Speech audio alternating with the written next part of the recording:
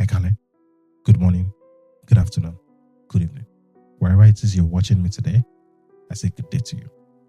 Today, let's discuss the dark past of Christianity.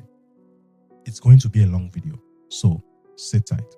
For 2 millennia, Christianity has been a global force, inspiring monumental acts of charity, art, and moral conviction.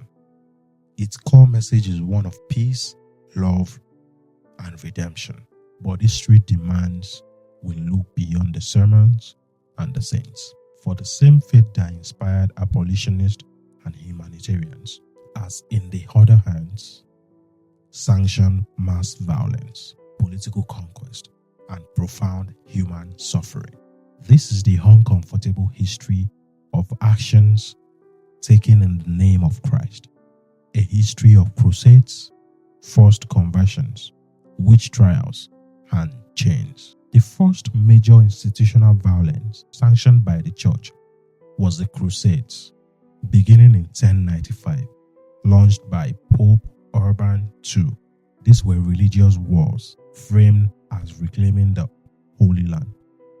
But before ever reaching Jerusalem, Crusader bands unleashed terror.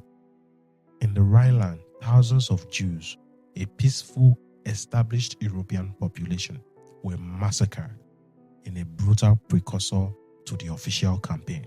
The Fourth Crusade even turned against fellow Christians, brutally sacking the ancient city of Constantinople in 1204. Then came the Inquisition, instituted to combat heresy.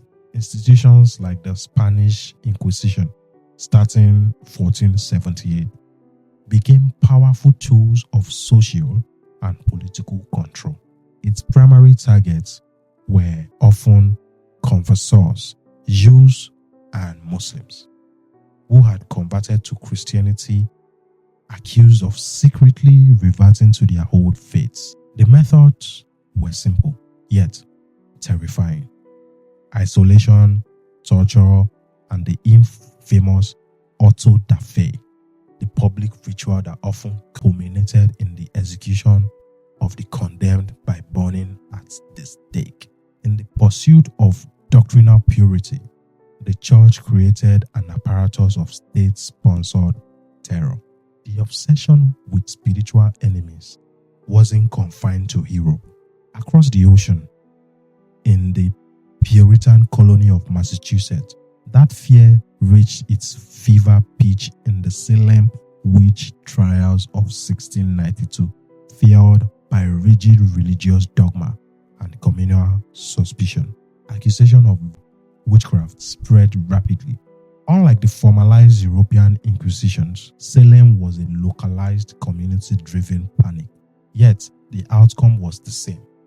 19 people were hanged on the basis of flimsy spectral evidence, claims that the afflicted saw the accused spirit performing wicked acts. Key figures like the powerful minister Cotton Mather publicly supported the trials, seeing them as a righteous battle against the devil.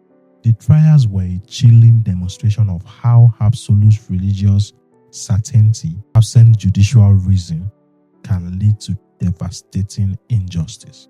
As European powers expanded around the globe, they brought the cross with the sword and the flag. The belief that non-Christian lands were vacant and ready for dominion was codified by a series of 15th century decrees known as the Doctrine of Discovery. This framework, issued by the papacy, granted Christian monarchs the right to claim and conquer lands, simultaneously obligating them to combat the native populations. The mission became a justification of dispossession. Across the Americas, Africa, and Asia, native cultures were systematically dismantled. Indigenous spiritual practices were labeled demonic. Temples were razed. This was forceful conversion, an act of cultural elimination carried out under the banner of salvation.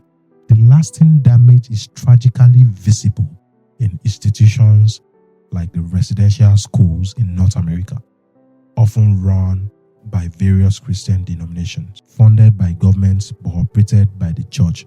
Well into the 20th century, these schools forcibly removed indigenous children from their family languages and culture, an explicit effort toward cultural assimilation now recognized as cultural genocide.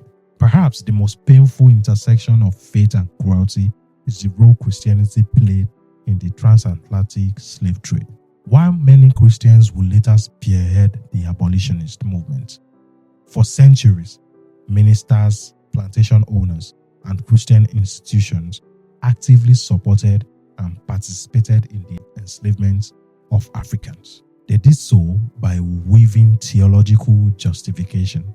The most common was the supposed cause of harm, a passage from the book of Genesis, twisted to imply that black Africans were divinely destined for servitude.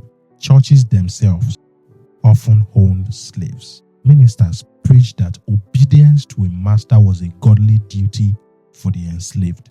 Christian baptism was sometimes seen not as a path to freedom, but as a mechanism to control a person's soul while maintaining the bondage of their body. It was an ideology that used salvation to sanction oppression. The dark past of Christianity is not a secret to be hidden, but a history to be understood.